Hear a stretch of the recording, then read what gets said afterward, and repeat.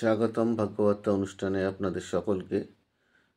বাস্তুশাস্ত্র প্রবক্ষ্যামি লোকানাং হেতু কামাইয়া।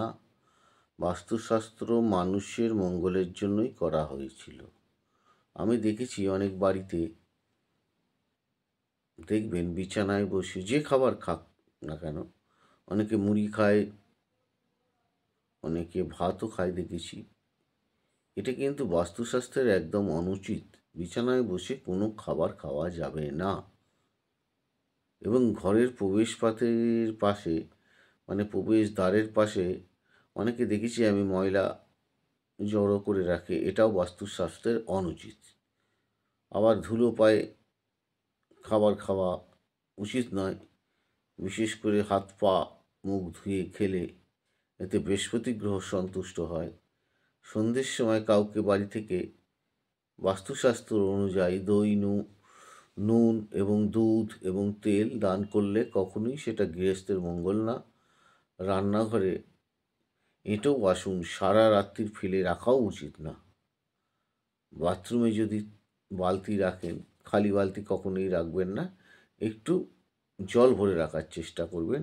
বাস্তুশাস্ত্রের নিয়ম অনুযায়ী কথাগুলো বলছি।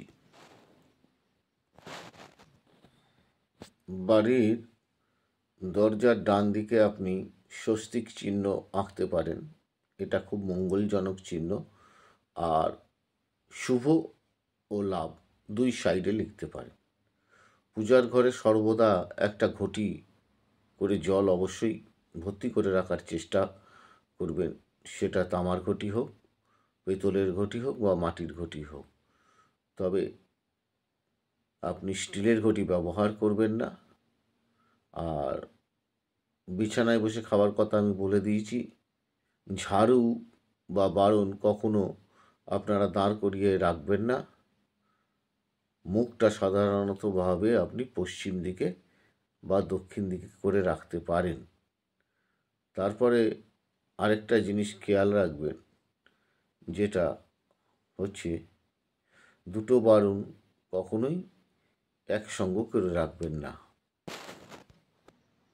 যাদের শনি গ্রহ খুব খারাপ রয়েছে তারা বিছানাতে নীল রঙের চাদর ব্যবহার করবেন না। বিছানার তলায় মানি ব্যাগ, টাকা পয়সা না রাখারই চেষ্টা করবেন।